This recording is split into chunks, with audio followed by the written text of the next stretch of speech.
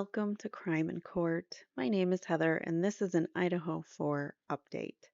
So, recently, and I mean last week, the defense attorneys for Bryan Kohberger recently put forth their motion to change venue, and we're going to go over that today. Obviously, we were talking about the quadruple homicides of Madison Mogan, Kaylee Gonzalez, Ethan Chapin, and Xana Kernodle. And the suspect in this case is Bryan Kohberger. And Ann Taylor, who is his attorney, has multiple times asked, how they've gotten to Bryan. How did they get to Bryan as a suspect? And there's been a lot of question as to the investigation, and there could maybe be some shady stuff going on with law enforcement, perhaps, and maybe even the college. But that's my speculation that the college has anything to do with it. But regardless, so we're gonna read through a portion of the motion to change venue because my friends, it is a 319-page document. And the reason it is that long is because the motion itself or the memorandum in support of the motion is only, that's what we're going to read actually. Not, it didn't, the motion available, hold on. Okay, my apologies. I didn't see that their motion for change of venue was also included in another motion with their defense witness list and exhibit list. So we're going to read the motion for change of venue and the memorandum in support of. The memorandum is the 319-page document, and we will read through a lot of it, if not all of it, just because I think it's important to see how much media, because she compiles. So the reason why it's so long, as I was trying to get to, is because she compiles many press releases regarding this case in Moscow and how much it could, and once you see them all lined up, you can see how it could really prejudice the potential jurors there. So we'll get to that in just a second. But first, let's please, I ask you please to hit the like button and make sure you are subscribed as well if you want to get more videos on this motion and also just more Idaho 4 and other cases. All right, so this is the defendant's witness and exhibit list for motion for change of venue. So comes now Bryan C. Kohberger by and through his attorneys of record will call the following witnesses and intends on offering the following as evidence at the motion for change of venue hearing, which is scheduled August 29th, so almost a month away, although not necessary in the same order as listed. So here is the witness list. These are the people they're going to call for this hearing. So Brian Edelman, PhD, James Todd Murphy, Amani L. Alehi, PhD, Dr. Veronica Dahir, and she may be called as a rebuttal witness. All right. And then we have exhibits uh, A, B, C, D, E, and F, which are basically just their stories, their CVs, which is fancy word for saying their resume. Um, so basically, yeah, that's how they have it laid out. And Taylor, well, where's the motion? The motion for change of venue isn't attached to this. Oh, I thought it was attached or combined in this. It says motion for change of venue.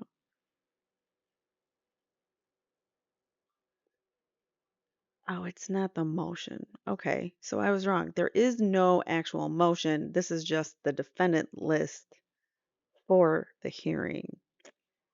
That's what confused me because it didn't say for the hearing for motion for change of venue. Got it. Okay, so those are the people that they're going to be calling August 29th, there is a hearing to hear the motion for the change of venue. And I hope they scheduled lots of time because it's long. The motion itself, or this memorandum, I should say, I can't find the motion. Doesn't exist. Um, so this is the memorandum in support of the motion to change venue. I could not find.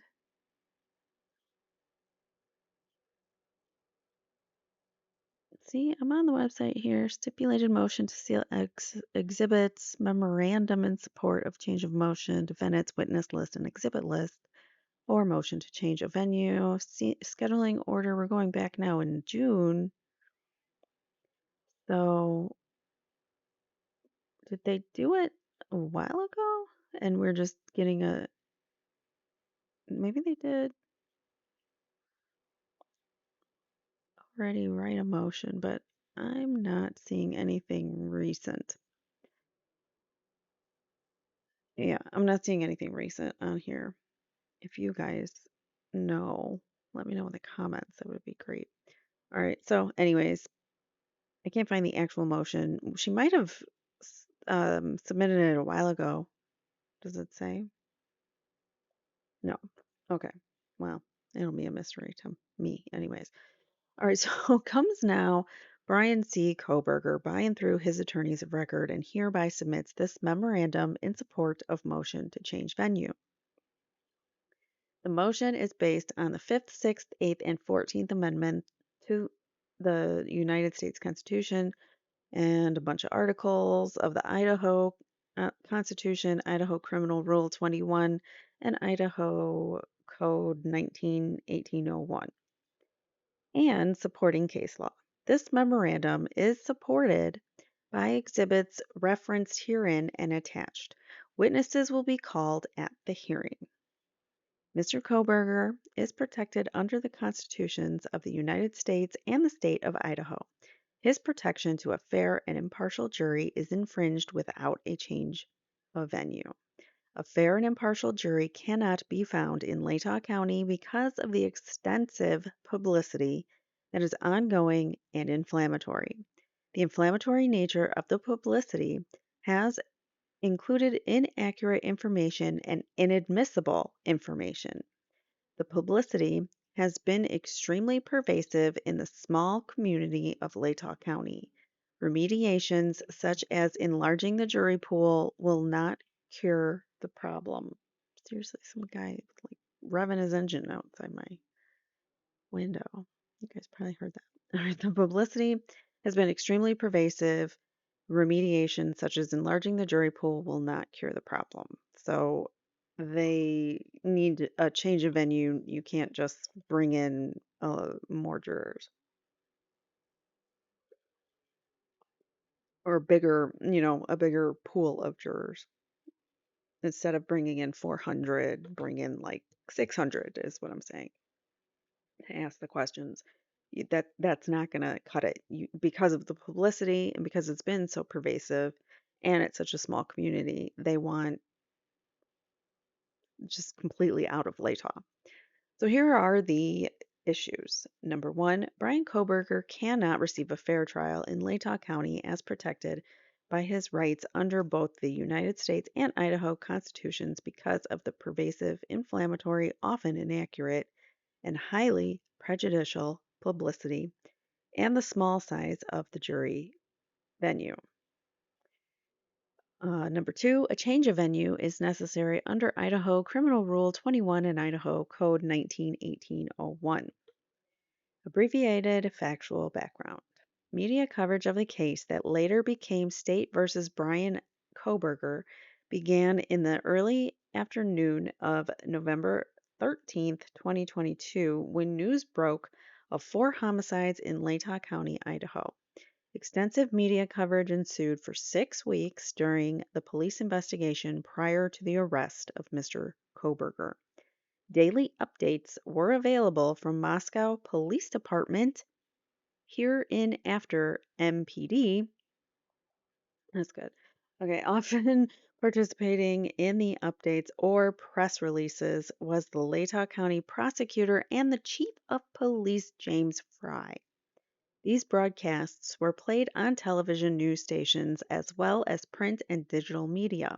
Social media covered the investigation with MPD updating its Facebook page and providing press releases and media statements regularly.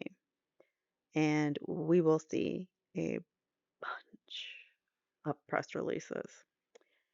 MPD's investigation included law enforcement partners from Idaho State Police and the FBI. Media coverage, particularly in the market covering Latah County, was replete with story after story in local newspapers and news stations. Media focus did not stop with locally targeted news stations or newspapers. It extended into magazines, books, crime TV shows, and the current medium of information and opinion sharing, the internet.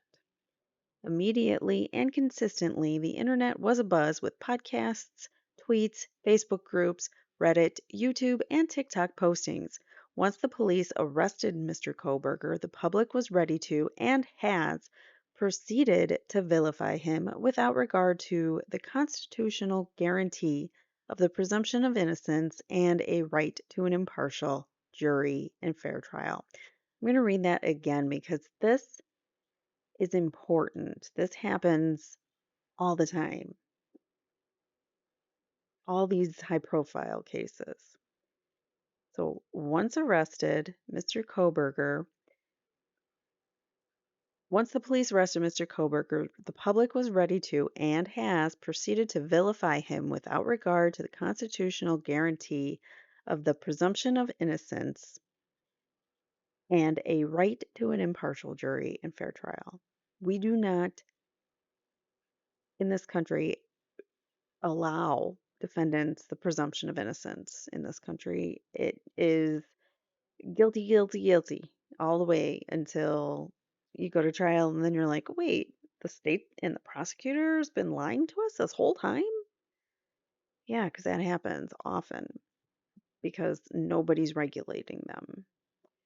That's why we need to watch them. The media focus on Mr. Kohberger has been relentless and highly inflammatory. Here's the argument. Number one, Bryan Kohberger cannot receive a fair trial in Latah County as protected by his rights because the pervasive, inflammatory, and often inaccurate publicity and the small size of the jury venue. The great value of the trial by jury certainly consists in its fairness and impartiality. Those who most prize the institution prize it because it furnishes a tribunal which may be expected to be uninfluenced by an undue bias of the mind. I have always conceived and still conceive an impartial jury as required by the common law and as required by the Constitution must be composed of men who will fairly hear the testimony which may be offered to them and bring in their verdict according to that testimony and according to the law arising on it. This is not to be expected. Certainly, the law does not expect it, where the jurors, before they hear the testimony, have deliberately formed and delivered an opinion that the person whom they are to try is guilty or innocent of the charge alleged against him.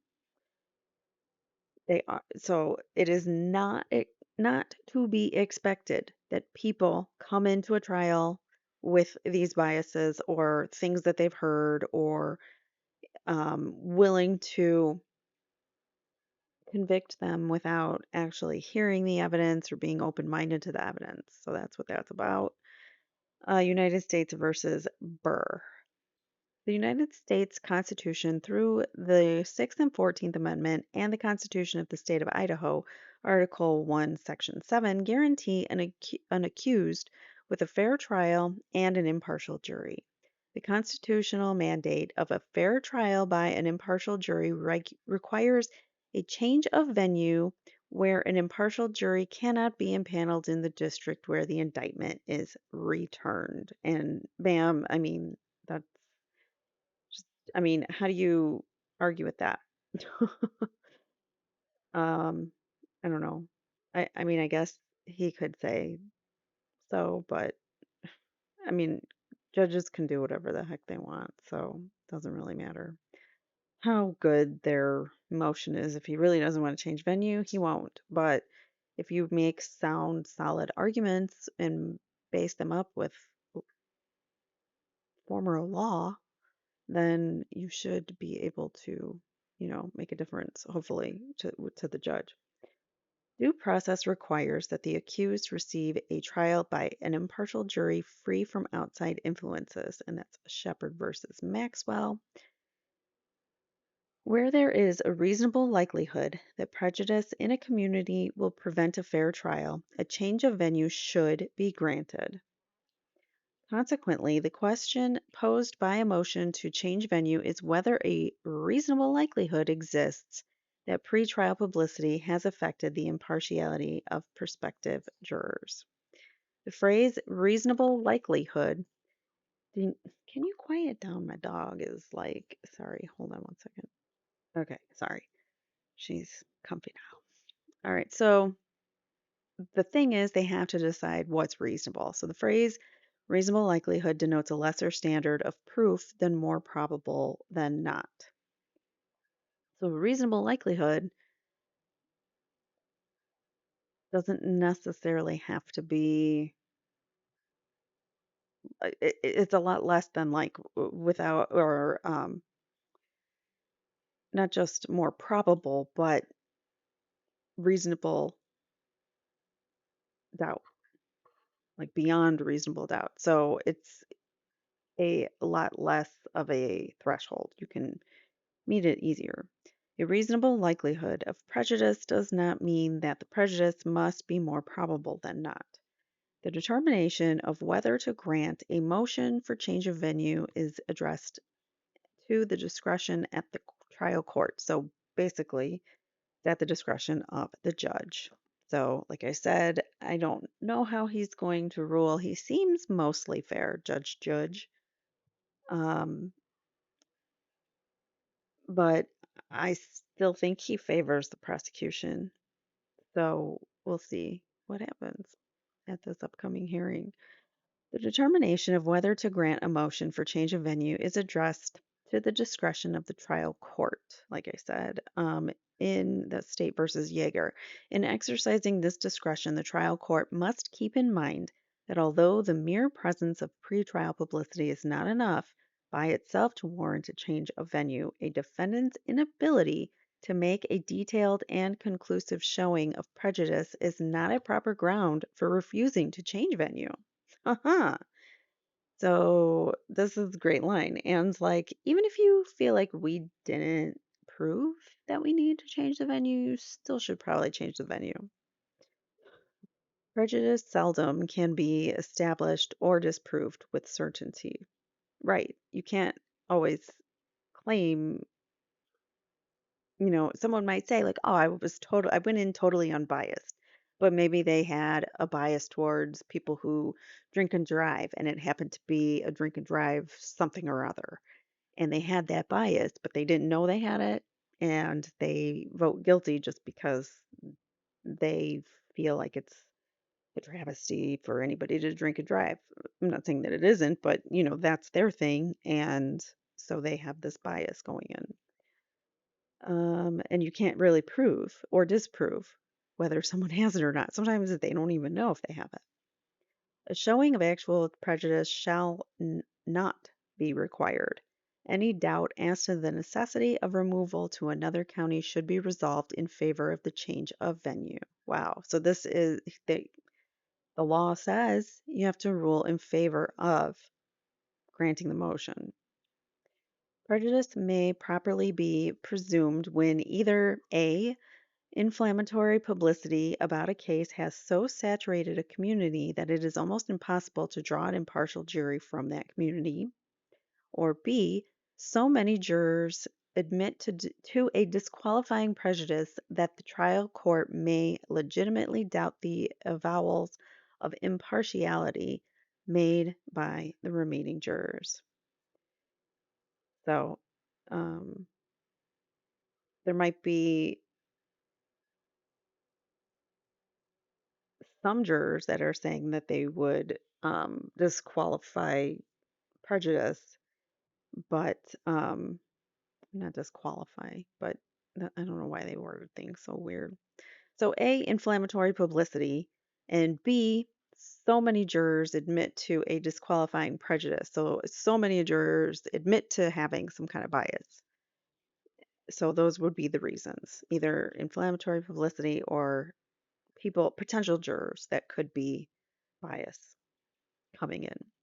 Publicity by itself does not require a change of venue. However, a presumption of prejudice requiring a change of venue attend only the extreme case. The test for the extreme case remains whether a trial atmosphere has been utterly corrupted by press coverage. Mr. Kohberger is not on the eve of of the trial, thus, no actual jurors will be called in to determine prejudice. Instead, extensive surveys show actual prejudice and how State versus Kohberger is an extreme case where a venue change is required. It is not possible to impanel an impartial jury in Latah County based on the pervasive and inflammatory press coverage. And that was from Dr. Edelman's report. All right. A. State versus Kohberger is an extreme case in that the atmosphere Latah County is utterly corrupted by press coverage requiring a change of venue. Bryan Christopher Kohberger, once arrested, quickly became a recognized name. The investigation into the loss of lives of 4 college students had captured the attention of the community, the state, the country, and even beyond the United States long before the arrest of Mr. Kohberger. Since his arrest, interest in the charges, who he is, and his background continue rather than fade over time. The continuous nature of media coverage, often inaccurate and misleading, the impact of the media coverage, and the small size of the community make the case against Mr. Kohberger extreme. Media saturation in Latah County has been continuously heavy since the loss of the 4 University of Idaho college students lost their lives. Public interest in the case does not wane. Stories about the case and Mr. Kohberger come in the form of published books, television crime shows, internet platforms, social media, news stations, and newspapers across the nation. The most coverage from these sources has occurred in Latah County. Coverage runs the gamut of reporting on items contained in court filings to reporting about what unnamed sources have said, as well as reporting based on other media stories. These stories are often rife with misinformation and speculation. Yes, they are. And the media loves to sensationalize everything. They give trials fancy names like Black Swan trial and things like that. They they want the ratings. It's all about the ratings for them, so they make it sensational versus true, which is what they really should be doing. I think the truth is scarier than reality, and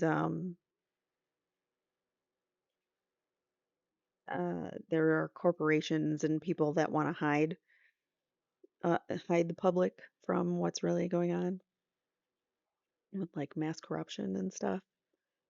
Where was I? Alright, so media saturation has continuously been heavy. Public interest in the case does not wane. Stories about the case and Mr. Kohberger come in many forms. The most coverage from Latah County. Coverage runs the gamut of reporting on items contained in court filings to reporting about what unnamed sources have said, as well as reporting based on other media stories. So, what I like to do is bring you guys um, court documents specifically, or we watch court proceedings. But if I do have other sources, I hope that I will tell you if they are, speculation or whatnot. I try to be upfront about that. And I don't like to use unnamed sources. So that's not going to be on my channel unless it's like I'm telling you it's speculation. So I don't like to do that. All right, so these stories are rife with misinformation and speculation. The amount of media stories, the inaccurate and speculative nature of the stories, and the impact on potential jurors show that State versus Kohberger is an extreme case. The impact of this vast media coverage on a potential Latah County juror demonstrates the necessity of venue change. Media from locations outside of Latah County is easily accessible to a potential juror. However, Latah County residents have received the most media saturation within the state. All right, okay. TrueScope is a media collection company, and based on the analytics completed by the company, media coverage directly in Latah County makes up 36.13% of the coverage in the entire state. The statistics indicates that this is 36.13% of traceable media. That means newspaper and television. More than one-third of the total print and news coverage is centered in Latah County. More than one-third of the traceable media in one county is astounding. However, considering that Latah County comprises only 2.75% of the entire population of Idaho, the oversaturation and resulting prejudice is magnified. The prolific media coverage in Latah County is not a mere passing story. The content is not benign, rather, it is inflammatory, emotion evoking, and often misleading, false, and poorly sourced. There is no reasonable belief that media coverage will slow regardless of how long the case takes to prepare for trial. There will be no elapsed time between media coverage and jury trial, a factor considered by the Supreme Court in Skilling. In Exhibit C, True Scope depicts a visual of peaks and valleys in coverage rather than a continual decline. So we'll see that if it's there are charts in all the in the many exhibits that we have. All right, so the valleys followed by a spike correlate with hearings or court filings in the case. That's interesting. Peaks and valleys based on when there are court hearings and filings. Makes sense. Based on the pattern depicted in Exhibit C, it is not reasonable to believe a decline prior to trial will occur in Latah County. I agree with that. I feel like the longer it goes without a trial, the worse it gets because people speculate more. And when they don't know what's happening and things are so sealed and secretive in this case, it's that's when people make up wild and crazy stories and whatnot. And I really think it's just much simpler than all these crazy, wild things going on. But who knows? All right, anyways, so the valleys, peaks and valleys based on when filings come out. Media coverage, while extensive, must also be prejudicial. Prejudicial effects of the Latah County media coverage is shown based on survey work performed and analyzed by Dr. Bryan Edelman, Trial Innovations, see Exhibit B. Dr. Edelman constructed a survey to test the effect of publicity in this case. The survey consisted of questions related to case recognition in general, specific information collection, recollection, and impact for prejudgment. That's hard.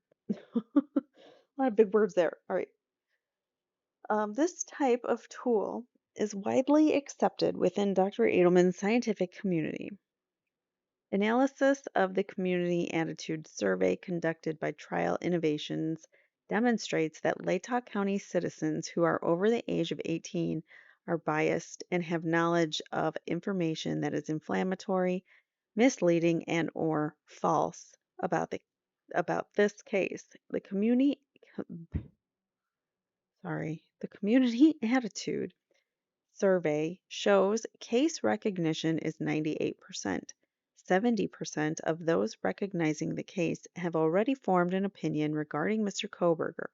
Their opinion is that he is guilty. The survey shows that those that have the opinion Mr. Kohberger is guilty, 51% state that they have a fixed opinion. That means there is nothing that will change their opinion. This is demonstrative of the prejudice discussed in Haddon. So it's another case, Haddon. As the survey results show, both presumed prejudice and actual prejudice in Latah County. The threshold in Idaho is reasonable likelihood, as the court in Haddon stated. It is insufficient, or sorry, it is sufficient for the accused to show there was a reasonable likelihood that prejudicial news coverage prevented a fair trial in violation of the Sixth Amendment to the United States Constitution. In order to distinguish the media impact on Latah County residents, comparison surveys were conducted in 3 other counties in Idaho.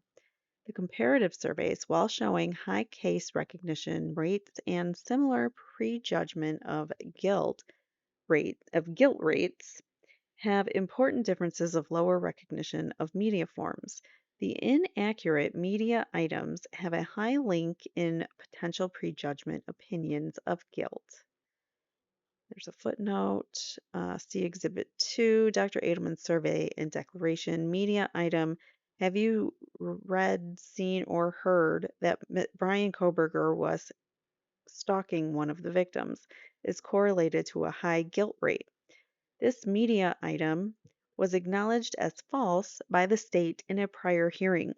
The knowledge of that media item was higher in Latah County than other counties. So just that's a great example of a false fact that went out to the media and it never gets corrected. It gets out there and then word spreads and then people just say over and over again, "Oh, it's Bryan. Bryan did it because they found a picture of the girls in his stuff." I think that was one of the false claims that we have no proof of that. No one's come out and said any of these things. No one's proved that he even said, "Did you arrest anybody else?" That was not proven to be a true fact. It did not, I mean, anything that's said in the media before a trial is not fact. It is not evidence. So you can't really count it. But once it gets out there and it spreads, you can't take it back. Like Karen Reed trial, for instance, at the very, very early stages when she first got arrested, some news station reported that there was ring camera footage of her hitting him. It's never come out. She never did the act that they're saying she did, but yet so many people still repeat, "Oh, but there's ring footage of it." Well, no, there isn't, and it never came into trial, so no. And you better believe that if the Commonwealth had it, they'd show it. So, anyways, all right. So, additionally, comparative county surveys show a lower number of people following the case and have fewer personal connections.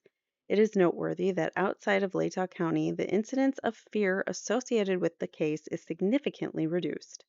The United States Supreme Court also distinguished between jurors' more mere familiarity with the defendant and an actual predisposition against him. Dr. Edelman's survey work shows actual predisposition against Mr. Kohberger. So in some cases, when you are being summoned for jury duty, they ask you a whole bunch of questions. It's called voir dire. That's the voir dire process. They can ask you, "Have you ever heard of Bryan Kohberger?" You say, "Yes, of course. I don't live under a rock." And then and then they say, "Well, have you heard anything that makes you believe that he is guilty?" And then you say, "Yeah, of course I feel like he's guilty." Then that's the prejudice. But if you say, "No, I could totally go into this trial and not be biased, and, I haven't really heard too much about him. I've heard of him, but I don't really know a lot."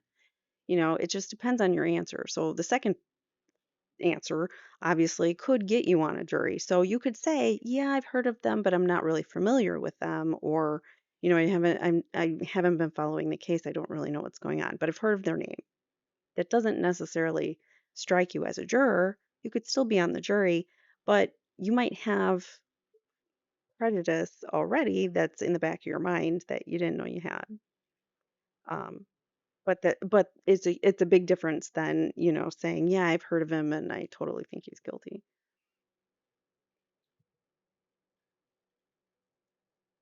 Anyways, all right. So one of the primary considerations in determining the pretrial publicity and corruption of a community for venue is the size and characteristics of the community in which the crime occurred. Latah County, Idaho, is a small, tightly knit community. Based on survey results, it is a community with a prejudgment for conviction and the D sentence.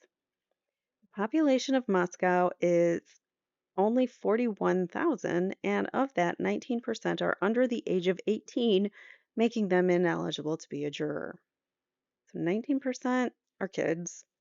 Another 19% are over the age of 65, and all but approximately 2,000 of whom may request to be excused on the basis of age. So, of those 19%, you might get about 2,000 people that may vote or that may come in as a juror. You know what I'm saying? Um, but because of the age. Because, well, what does it say here? We got a footnote. Oh, census. Oh, okay. They're just citing their sources. All right, the census statistics reduce the eligible population on age alone by 38% for a total of 25,000 available population before any juror qualification questions are asked. So that's before you even ask, have you heard of Bryan Kohberger? And I'm sure many, if not all of them, will say, yeah. All right, so Ada County, 12 times larger than Latah County, provides a greater hope of seating an impartial jury. The small size of Latah County is further challenged by connections to the case that do not exist in other counties. Some of the major employers in the community are people connected to law enforcement and the University of Idaho. And that's what I've been saying, is that there might be some kind of nefarious connections between law enforcement and University of Idaho and like running the town of Moscow. The university is the single largest employer in the community with at least 4,517 employees. The county and city who employ law enforcement, court staff, and jail staff have more than 300 employees. The controlling The controlling precedent of the United States Supreme Court in Patton versus Yount and Shepard versus Maxwell holds that upon the showing of abundant evidence in the record demonstrating media saturation in a small county with facts about the case, false information about the case, and otherwise inadmissible material, a change of venue is appropriate. In Shepard, the Supreme Court held that due process requires a change of venue or a continuance when the defendant can show a reasonable likelihood that prejudicial news prior to trial will prevent a fair trial. More specifically, because a criminal defendant has the right to an impartial jury, a court must grant a motion to change venue if prejudicial pretrial publicity makes it impossible to seat an impartial jury. Daniels versus Woodford. The United States Supreme Court distinguishes between publicity that is largely factual publicity and that which is insidious or inflammatory. So, a big difference between just stating facts and giving all the sensational stuff that media tends to do, which we're going to see in police press releases, some of that inflammatory stuff. All right, so of importance is the small community impact on the juror. Jurors sitting on a trial in Latah County will have no anonymity. In a town where calls by a survey result in reports to the prosecution and police, there is no doubt that everyone will know who the seated jurors are if this trial is not moved. Jurors will be under immeasurable pressure to reach a guilty verdict and then a D verdict. The affidavit of Scott Sunby in support of this motion states two distinct dangers arise from holding a capital trial in a small community where the victims of the high profile homicides are local residents. The first is that jurors will be distinctly aware of community outrage, and as a result, some are likely to fear that many of their neighbors and coworkers will ostracize them if they do not return a sentence of D. See Mr. Sundby, Mr. Sundby's affidavit. Mr. Sundby asserts that based on over a decade of research and hundreds of interviews of dequalified jurors, the pressures of deliberations in a capital case in a small community are different and carry unique pressure. I would imagine, yes, when the DP is on the line, I would imagine that it would be more difficult to find a jury because you have to qualify them for that, that it wouldn't change their minds and they're not against it. They're not, um, whatever. So you have to make sure that you get the right jurors on a DP case so that narrows your chances even more. The survey analysis bears this out in Latah County. The lasting impact of extensive media coverage cannot be undone through the voir dire process. The something is enough evidence to presume prejudice incapable of remedy in Latah County. As the Supreme Court stated in 1908, bias or prejudice in such an elusive condition of mind that it is most difficult, if not impossible, to always recognize its existence, and it might exist in the mind of one on account of his relation with one of the parties, who was quite positive that he has no bias and said that he was perfectly able to decide the question wholly uninfluenced by anything but the evidence. And that is how a juror should be, uninfluenced by anything but the evidence. And I am just sickened by the way that our jury system doesn't look at the evidence or follow the law. I'm mad about the Ashley Benefield verdict. All right. She was found not guilty of she was found guilty of manslaughter, even though her ex-husband or soon-to-be ex-husband was psycho abuser, textbook abuser, like bad, and yet she had to go to trial for self-defense, and now she's in prison for it. Anyways, the influence that lurks in an opinion once formed is so persistent that it unconsciously fights detachment from the mental processes of the average man, and psychological impact requiring such a declaration of ability to be fair and impartial before one's fellows is often its father, where so many times admitted prejudice, such a statement of impartiality can be given little weight. I like fellows, calling people fellows. Um, all right, so Dr. Edelman and Dr. Amani El Alehi, we're going to say, um, provided reports for this. Their reports both explain why this is so. Certainly, the citizens of Latah County would mean well upon a promise to set aside information gleaned via the media and conversations with others. However, this is an often unknown mindset that new information filters through, further unknown biases exists that cannot be corrected for. So if they have a bias, from this media that they didn't even know they had, it's already too late. Like you can't correct it or fix it.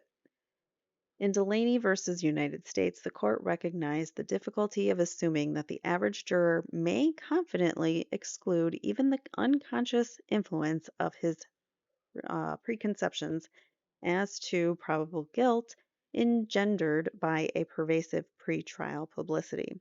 Claims of impartiality should be rejected where prejudice is widespread.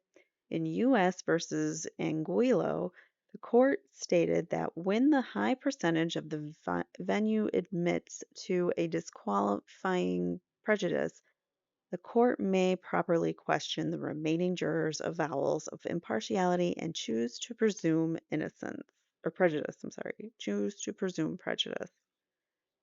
So,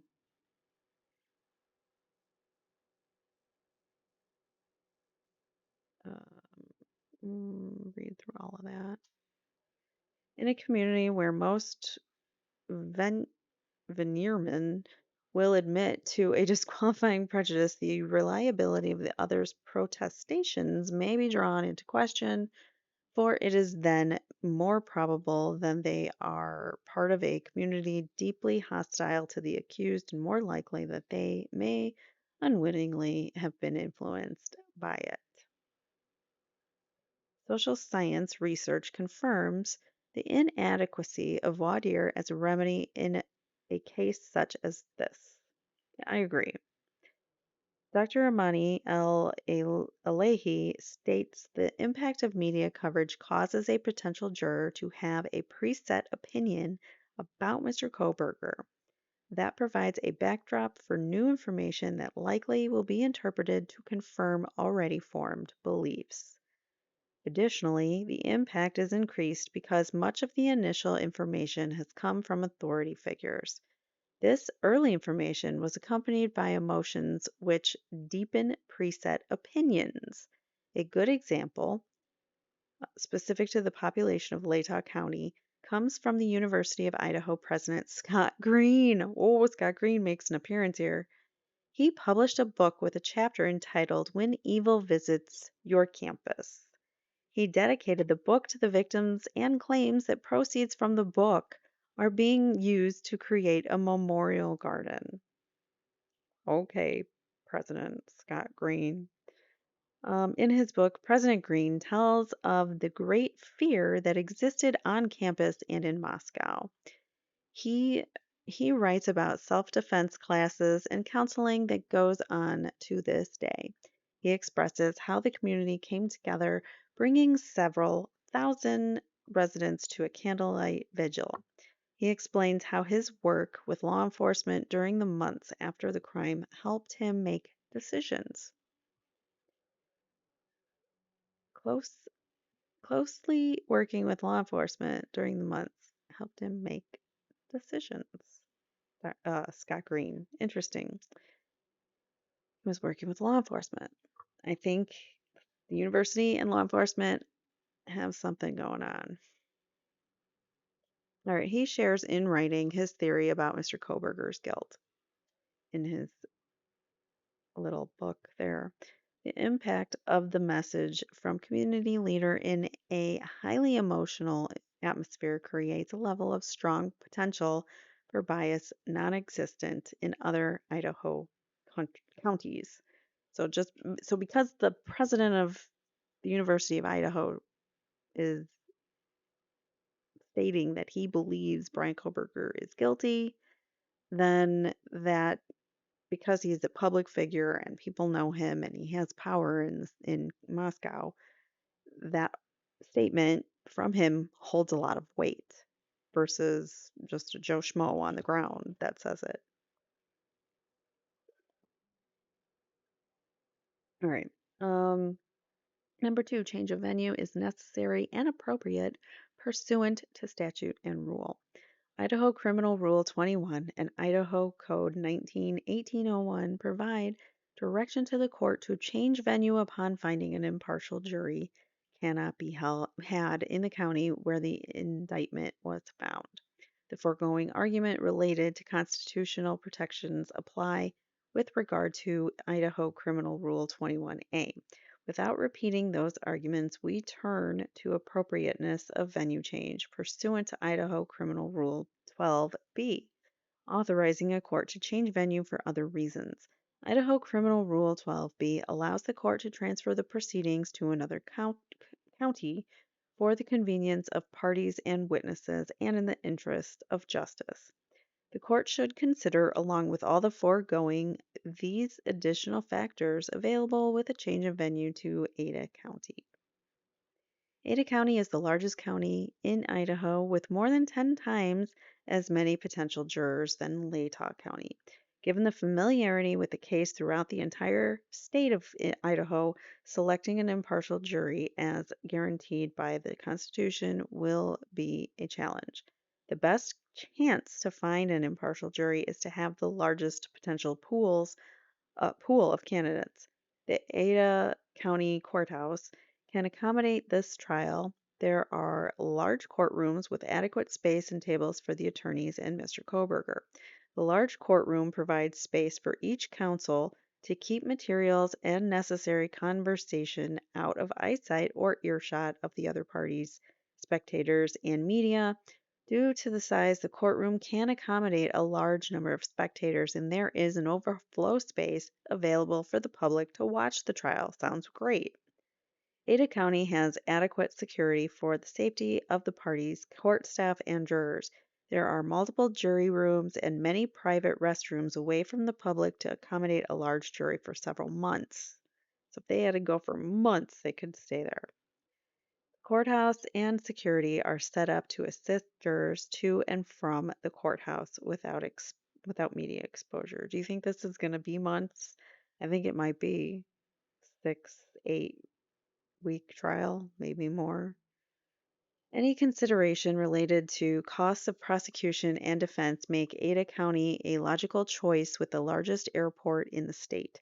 There will be a number of witnesses traveling into Idaho, and Ada County is a more cost-effective option. The Moscow Pullman Airport has few direct flights, especially in the summer months. This will require most witnesses to travel to Spokane, Washington, and rent a car to drive to the Latah County Courthouse. So that's another good reason. Another consideration for the court pursuant to Idaho Code 19-1801 is that Chief Fry is running for Latah County Sheriff. Chief Fry is a witness in this case. He has engaged in extensive media statements. Oh boy, has he. If he is elected, his position statutorily gives him power to summons jurors if directed to do so and to be in charge of an impaneled jury. What? No, he's the investigating officer. He shouldn't be in charge of the jury. If he is elected, a conflict is created in his statutory duty to be in charge of an impaneled jury when he is a witness in the case. Not just a witness, but one of the lead investigators. I think he is the lead investigator, right? He was the lead investigator. This is one of those interest of justice factors that supports a venue change out of Latah County. Good, good, good. Conclusion. This is no ordinary case. Bryan Kohberger is accused of taking the lives of 4 individuals. The state seeks the DP in the trial or if the trial should result in conviction. So that means probably a separate trial afterwards for sentencing. As such, Mr. Kohberger's constitutional rights must be carefully guarded. Rarely does even a small community come together in both number and quality of unity, as has happened here. Latah County is, in all regards, a nice, quaint, close-knit community that sticks together. While a small, close-knit community is what is hoped for in a small town, constitutional rights must still be carefully protected. Mr. Kohberger has the right of the presumption of innocence. He is guaranteed the protection of a fair jury and due process of law. Given the level of bias in Latah County, Mr. Kohberger cannot receive a fair trial. An impartial jury in this community cannot be picked. The court must protect Mr. Kohberger's constitutional rights and grant a change of venue. I mean, I think she's got some good foundational arguments here, especially when it comes to uh, Chief Fry maybe becoming Sheriff Fry and being able to be in charge of the impaneled jury. Uh, that's not good to be in charge of impaneled jury right there. Yep, I guess the county sheriff is the one who impanels the jury, and or at least is in charge of the jury, I should say. All right, so that is the press release, or I'm sorry, that's not the press release. That's the motion or the memorandum for the motion to change venue, and that was signed Ann Taylor. And now comes all the fun exhibits, and because we're already an hour in, I'm not going to read through many. I'll just read through a couple here, and then we'll pick up where I left off. All right, so January 3rd, 2023. Are these all dated that way? I don't know. Okay, go back. Yeah, okay. So January 3rd, 2023, Moscow homicide investigation and court processes. If you look, this is from the city of Moscow and it's got the police on there too. So it's coming from the Moscow Department. Police Department sent out a bajillion press releases, and I'm pretty sure that's the actual number, bajillion. So here is the first one that we're going to read through. So, Moscow, Idaho, the Moscow Police Department is providing the following information to update the public on the ongoing homicide investigation and court processes. On January 3rd, 2023, the suspect in the Moscow, is it Moscow or Moscow? Moscow? I heard it was like pronounced that way, but I don't know if that's right. Anyways, I'm going to say Moscow because that's how it is spelled. On January 3rd, the suspect in the Moscow homicide investigation, Bryan C. Kohberger, waived extradition in Pennsylvania. So, police department is putting this out there. Within the next 10 days, Kohberger will be returned to Idaho. Details regarding Kohberger's transportation to Idaho, specifically when they may occur, and by what method of transportation will not be shared publicly for security reasons. The Moscow Police Department asks the public to please continue to submit tips and information. They have their suspect. Why are you still submitting tips and information regarding the case, including any information you may have in regard to Kohberger? And they give the information here. There are many questions surrounding the upcoming court processes in this case, and we would like to give a brief general explanation of the initial process for all felony cases on behalf of the Latah County prosecuting attorney. First step in any felony court case in Idaho is what is referred to as an initial appearance. The initial appearance takes place before the magistrate court judge. At this hearing, the judge explains the defendant's rights, the charges against them, and it is also where defense counsel is appointed if the individual does not already have representation or cannot afford representation. At this hearing, the defendant is not asked for their plea. At the initial appearance, the court schedules a preliminary hearing. Okay. Upon Kohberger's return to Idaho, he will be served with the Idaho arrest warrant for 4 counts of first-degree homicide and 1 count of burglary. What did he take? 1 count of burglary? What was missing? Did we ever get an explanation of what, if he's being charged with burglary, what did he burglar? What did he do? Once that arrest warrant is returned to the court, the probable cause affidavit will be unsealed. Anyone in the media or the public who is seeking a copy of the probable cause affidavit will need to do so through the Idaho court page. Okay, blah, blah, blah. We also wish to take the opportunity to notify media and the public. On January 2nd, 2023, Judge John C. Judge issued an order in regard to conduct in and around the Latah County courthouses for activities surrounding this case. That order is attached to the release. We don't have it. All right. Again, January 3rd, 2023. The Moscow Police Department is providing the following information to update the public on the ongoing homicide investigation and court processes. On January 3rd, 2023, Latah County Magistrate Judge Megan Marshall issued a non dissemination order in regard to the homicide case against Bryan C. Kohberger. So they immediately tell you that he's being extradited from Pennsylvania, and then they tell you they sealed all the docs, so you can't know anything. Great. The order prohibits any communication by investigators, law enforcement personnel, attorneys, and agents of the prosecuting attorney or defense attorney concerning this case. A copy of the order can be found on our website. Due to this court order, the Moscow Police Department will no longer be communicating with the public or the media regarding this case. What? But they never stopped, did they? Did they?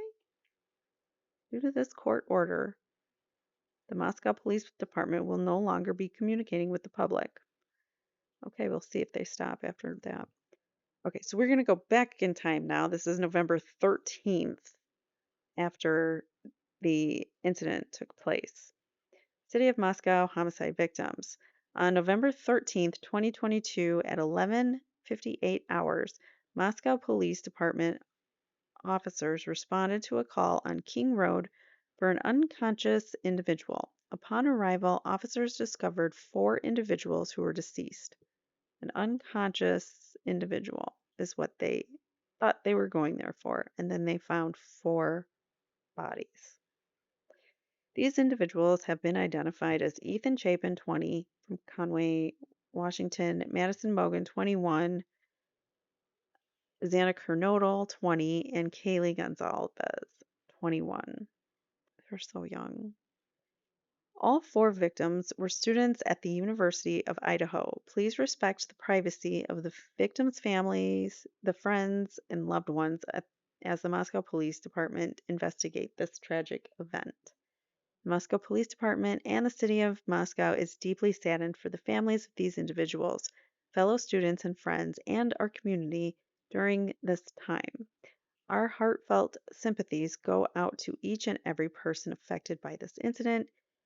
Again, it's like sympathy, emotion, and this is coming from the police department. I get it, but it's it influences people subconsciously and consciously. All right, details are limited to this investigation. Currently, there is no one in custody. Investigators are asking anyone with information related to the incident to contact Moscow Police.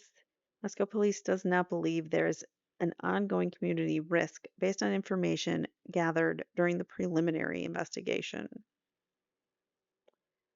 And I'd like to know why they didn't think that there was an ongoing risk to the community. November 14th, 2022, Mayor Betty, I don't know, Betchke? I have no idea. I'm going to say Mayor B expresses condolences to the community. I am deeply saddened by the events that occurred on November 13th, which claimed the lives of four of our community members. It is impossible to understand the senselessness of events like this, and we are all seeking answers that are not yet available. Our hearts and thoughts are with not only the victims and their families, but also their broader circle of friends and the entire University of Idaho community. I am thankful to all our first responders and their skilled and dedicated service to our community. Moscow Police Department is actively working with support from multiple other agencies to investigate this incident. At this time, there is only limited information that can be shared without jeopardizing the integrity of the investigation. So, we're not going to tell you anything, but we're going to put out press releases like this and give you lots of details. This tragedy serves as a sobering reminder that senseless acts of violence can occur anywhere at any time, and we are not immune from such events here in our community. Today, we grieve for those who were lost and those they leave behind. Let us come together in support of each other and be there for each other as we mourn as a community. I mean, he's saying nice things, but does he really mean any of it? Who knows? Who knows? I feel like the University of Idaho has some secrets they're trying to cover up or something. Because why did it take so long to call the police? And why? Just why? So many whys. Anyways, all right. So updated contact information for city of. That's my speculation. Okay. When I throw in stuff like that, like I really think that's me speculating. That's not evidence. All right. So updated contact information for city of Moscow homicide. Moscow Police Department contact information for the City of Moscow homicide has been updated. For anyone with information, contact Captain Anthony. Moscow homicide update November 15th, 2022. On November 13th at 11:58 hours, Moscow PD officers responded to a call on King Road for an unconscious individual. Upon arrival, officers discovered four individuals who were deceased. The loss of their lives had been ruled to be a homicide. Although no weapons have been located, based on preliminary information, investigators believe that an edged weapon, such as a knife, was used. We all know it was likely a large knife, like a military knife, like a outdoorsy kind of knife that's like nice and long, big blade. Autopsies are autopsies are scheduled to be completed later this week and will hopefully become more definitive and hopefully provide more definitive information on the exact causes of their loss of life. Also, based on information from the preliminary investigation, investigators believe this was an isolated, targeted attack and there is no imminent threat to the community at large. How do they know this? This is one of those things that bothers me so much because how did they know that it was isolated and that no one else is at risk? I don't get it. Investigators are continuing to work diligently on establishing a timeline of relevant events to recreate the victim's activities on the evening of November 12th and early morning of November 13th, following all leads and identifying persons of interest. Currently, there are no suspects in custody. The MPD is working closely with the Idaho State Police as well as other state and federal law enforcement partners on this case. Call that number if you know anything. Do a couple more here and then we'll end, I think, for part one. All right, so November 15th, 2022, Moscow PD homicide investigation. City of Moscow Police Department would like to address community concerns about public safety. We hear you and we understand your fears. So here, right here, this propaganda is instilling fear. If you haven't already been scared, well, now you should be because the police are saying, we hear you and we understand that you could be afraid. We understand your fear. We get it. It's instilling fear by saying that. Like, we hear your concerns. I don't know. We want you to know that we, like you, have been devastated and distressed by these young lives that were cut short needlessly. We determined early in the investigation that we do not believe there is an ongoing threat for community members.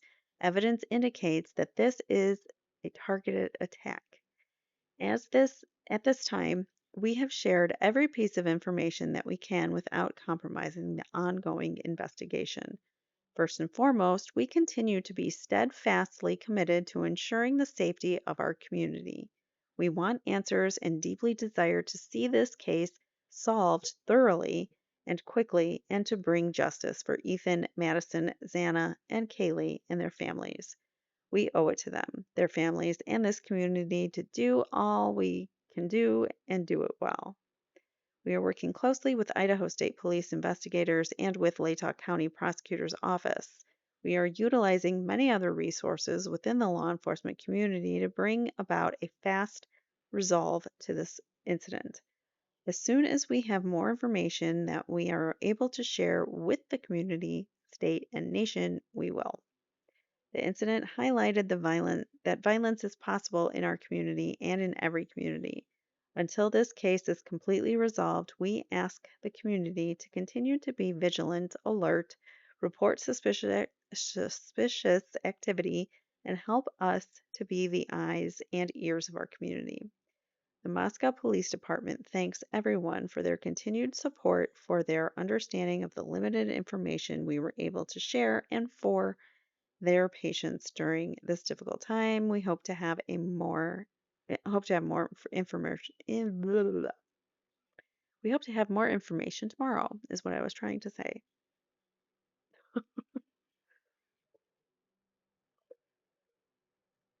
All right, like one or two more. These are kind of fun to read. Fast, they're quick. All right. Ooh, this one has a video. Oh, the City of Moscow Police Department will be holding a press conference today, at November 16th, 2022, at 3:30 regarding the city's recent homicide. The press conference will be streamed on YouTube. Should we watch it? Okay, hold on one second. Let me get my screen ready. I wasn't ready for a video. Hold on. All right, here we go. This is the November, what did he say the date was now?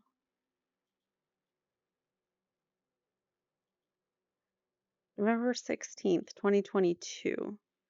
And this, we're just going to watch a few minutes of it because it's long. So this is just getting started here. So unmute you. Here we go. Is Chief James Fry with the Moscow Police Department. I'm going to be reading from my notes today because I want the information you receive to be extremely accurate. We know you have questions, and so do we. That is why we're here. This is Chief Fry, in case you're wondering. This is Chief Fry, the individual who made this statement, and the lead, I believe he's the lead investigator in this case. Let me double check on that, but I'd like to thank everyone for attending this press conference. Joining me today is the Latah County Prosecutor Bill Thompson, University of Idaho President Scott Green, Provost and Vice President Tori Lawrence, University of Idaho Dean of Students Blaine Eccles, Latah County Sheriff Richie Skiles, Chief Deputy of Latah County Tim Best, Idaho State Police Colonel Kedrick Wills. The Moscow Police Department would like to extend our condolences to all family members, friends, the University of Idaho, and the Moscow community. This was a horrible crime that took the lives of Ethan Chapman, Xana Kernodle, Madison Mogan, and Kaylee Goncalves. This horrible crime has affected all of us, the families, the University of Idaho, our community, our country, and our officers. blurry. Agencies that are involved in this task force include Latah County Sheriff's Office, the Idaho State Police, and the Federal Bureau of Investigations. As we continue our investigation, we have learned that Ethan and Xana were at a party on campus, and Madison and Kaylee were at a downtown bar. They arrived home sometime after 1:45. If anyone in our community or across our nation has any information about these times or the victims' whereabouts, please call our tip line at 208-883-7180. The facts of the case that we know right now. We know that these homicides occurred in the early morning hours of Sunday, November 13th. Around noon, Moscow officers received a call of an unconscious person. Officers discovered the bodies of Ethan Chapin, Xana Kernodle, Madison Mogan, and Kaylee Goncalves inside the residence on King Road. The four were stabbed with a knife, but no weapon has been located at this time. There was no sign of forced entry into the residence. Investigators are continuing to collect evidence at the scene. Investigators are working to develop a timeline to relevant events. Autopsies are taking place today on all the victims so we can continue to gather evidence and solve the crime. Investigators are working to follow up on all leads and to identify a person of interest. Based on details at the scene, we believe this was an isolated, targeted attack on our victims. We do not have a suspect at this time, and that individual is still out there. We cannot say that there's no threat to the community, and as we have stated, please stay vigilant, report any suspicious activity, and be aware of your surroundings at all times. What we do know, or what we don't know, the identity and location of the suspect, the location of the knife or any clothing that was worn by the suspect. Currently, we have 25 plus investigators working this case, as well as assistance from the Federal Bureau of Investigation and the Idaho State Police. We're reviewing video that has been collected, but we are asking citizens to contact us with any information you may have that will help in this investigation. Once again, we're asking anyone with a to call the tip line at 208-883-7180. At this time, I would like to introduce the University of Idaho President, Scott Green. Scott Green talks. I'm going to stop it here. I don't want to hear Scott Green talk. Um, I'm sure he's got some propaganda that he likes to spew as well. So, oops, hold on. Sorry, the wrong thing. So that is, or was the press release that Chief Fry did on that day, according to, sorry, you don't want to see that? According to this press release, November 16th press release.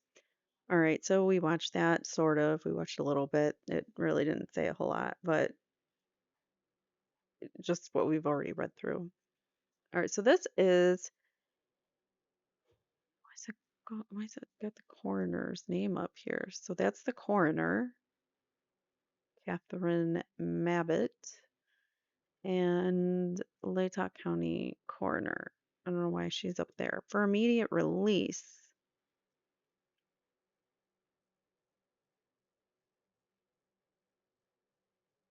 Okay, date of release 11/17/2022. Date of pronounced loss of life 11/13/2022 at noon.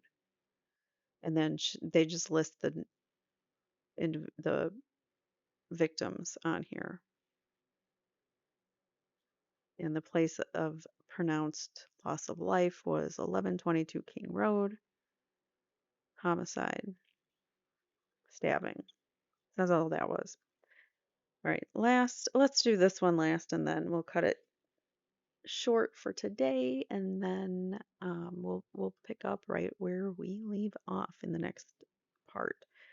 So, all right, Moscow homicide update. So they really are putting forth a lot of different things regarding the case. It's kind of strange that they went to the press a lot. They did press releases almost daily, I think. So, I don't know. Anyways, here it is. November 18th, 2022, the City of Moscow Police Department is providing the following information to update the public on the known facts surrounding the four homicides that occurred on November 13th in Moscow, Idaho. On the evening of November 12th, Kaylee Gonzalez and Madison Mogan were at a local bar called the Corner Club at 202 North Main Street in downtown Moscow between 10 p.m. and 1:30 a.m. on November 13th. At approximately 1:40 a.m., Kaylee and Madison were seen on video at a local food vendor called the Grub Truck at 318 South Main Street and used a private party for a ride home from downtown to arrive at their 1122 King Road residence at 1:45 a.m. Sorry. Investigators have determined that Ethan Chapin and Xander Kernodle were seen at the Sigma Chi House on the University of Idaho campus at 735 Nez Perce Drive at approximately 1:45 a.m. So both of them get home at 1:45 a.m. I don't think that's correct. I think this is not a true fact. I think this was maybe disputed later that they got home at a different time. But at approximately 1:45 a.m., Ethan and Xana are believed to have returned to the residence at 1122 King Road. It was previously reported that Ethan resided at the home. However, it has been determined that he was only visiting. Well, he slept there for a few nights a week, anyways. Two other roommates were at the residence that night. On November 13th at 11:58 a.m., officers responded to the residence after a 911 call reported an unconscious individual. Upon arrival, officers discovered Kaylee, Madison, Xana, and Ethan deceased inside the residence. Autopsies were conducted on November 17th. The Latah County coroner confirmed the identity of the four individuals and their cause and manner of the loss of life as homicide by stabbing. The coroner stated that the four victims were likely asleep. Some had defensive wounds, so how are they asleep? And each was stabbed multiple times. There was no sign of SA. At the time in the investigation, detectives do not believe the two surviving roommates or the male in the grub truck surveillance video are involved.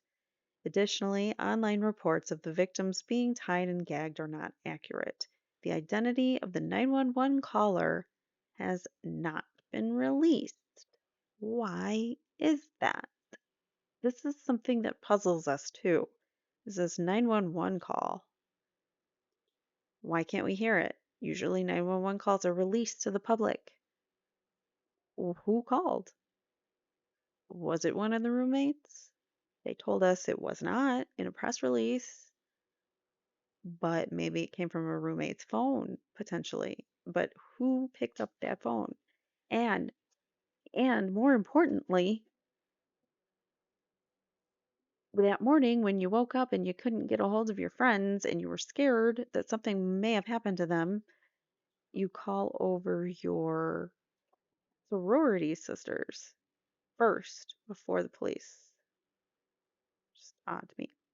Anyways, as part of the investigation, detectives seized the contents of three dumpsters on King Road to locate possible evidence. Additionally, detectives have contacted local businesses to determine if a fixed blade knife had been recently purchased. At the time of this release, detectives have received nearly 500 tips, which are being processed, investigated, and cleared. 38 interviews have been conducted with individuals who may have information about the homicides. Again, now now they have a website you can or an email you can email them. Yeah, now Abby's drinking water all loudly. Hold on. Got loud slurpers. All right, the Moscow Police Department is utilizing assistance from the Idaho State Police, Federal Bureau of Investigation, and the Latah County Sheriff's Office. Moscow Police Department, 4 detectives, 25 patrol officers, and 5 support staff. That's a lot. Federal, well, maybe not in a case like this, but it seems like a lot to me. Federal Bureau of Investigators, 22 investigators in Moscow, 20 assigned agents located out of Treasure Valley, Idaho, Salt Lake City, Utah, and West Virginia. 2 behavior and analysis unit. Idaho State Police, 20 investigators, public information officer, ISP Forensic Services, and mobile crime scene team. So why didn't they utilize the state police and the FBI more? And 15 uniformed troopers to assist with community patrols. To assist with community patrols. How about, well, you still need your officers on foot, I guess, to patrol the streets. All right, so currently there are no suspects in custody and the weapon has not been found. Anyone who observed suspicious behavior has video surveillance or can provide relevant information about the homicides, call the tip line, or email them.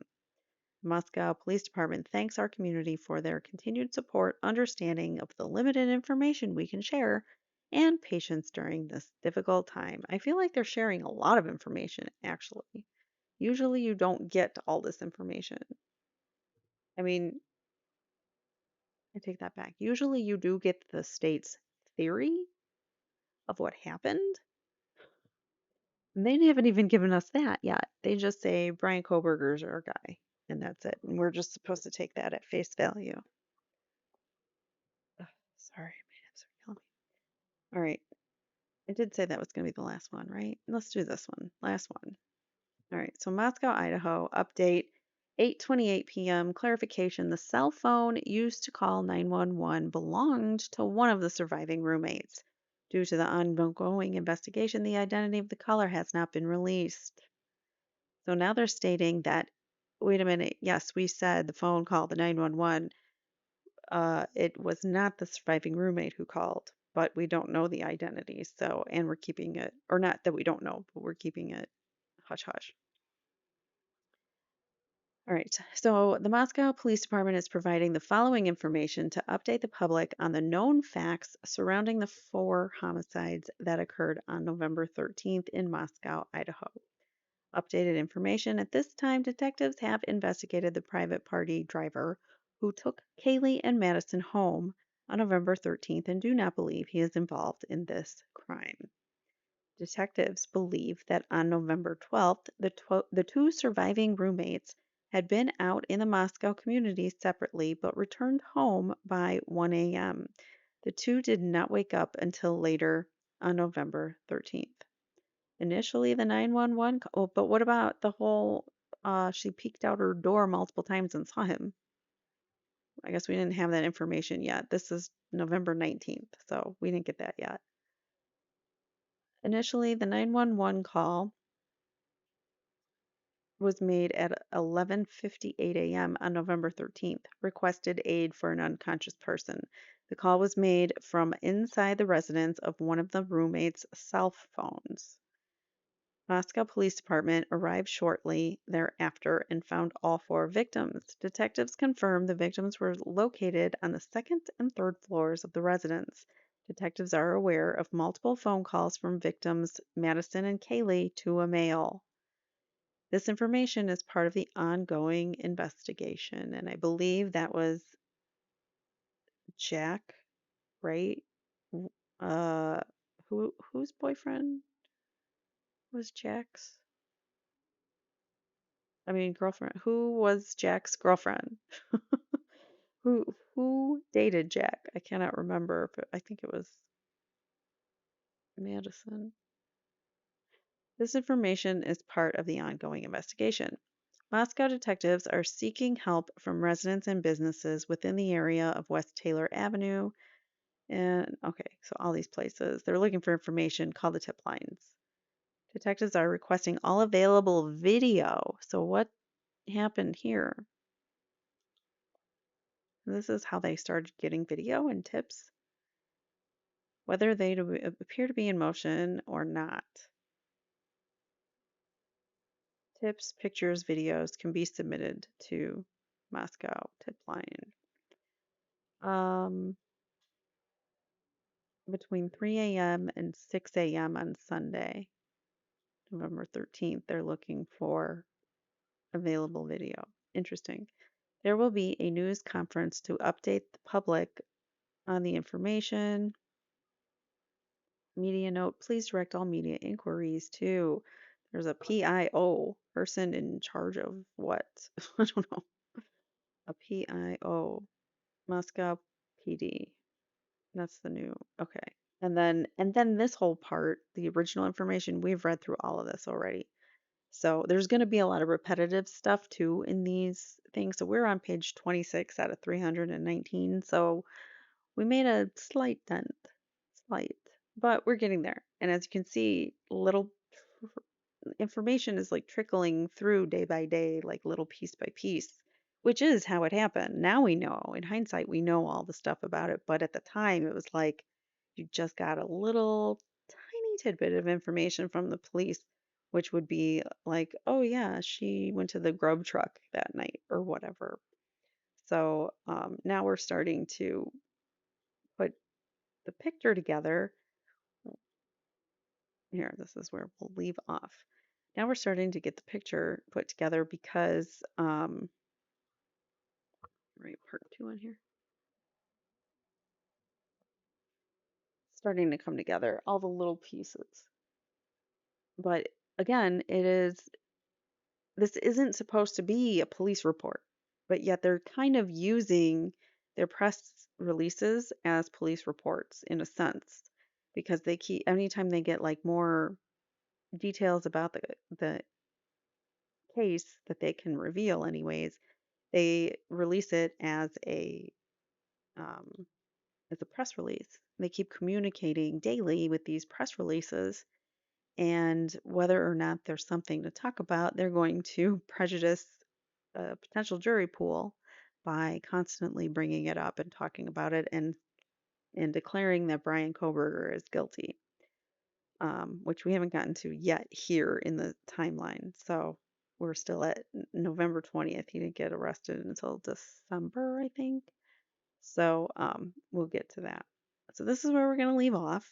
Thank you guys so much for joining me. I appreciate you. Thank you for being here. Please hit that like button on the way out. I would really, really appreciate it. Thank you guys so much for tuning in. Have a great night. I'll see you later. Bye now. If you've been impacted by a true crime and would like your story told in your own words, or if you or someone you know has been wrongfully convicted or accused of a crime, please write to crimeincourtchannel@gmail.com and tell us your real true crime encounters. Thanks for watching.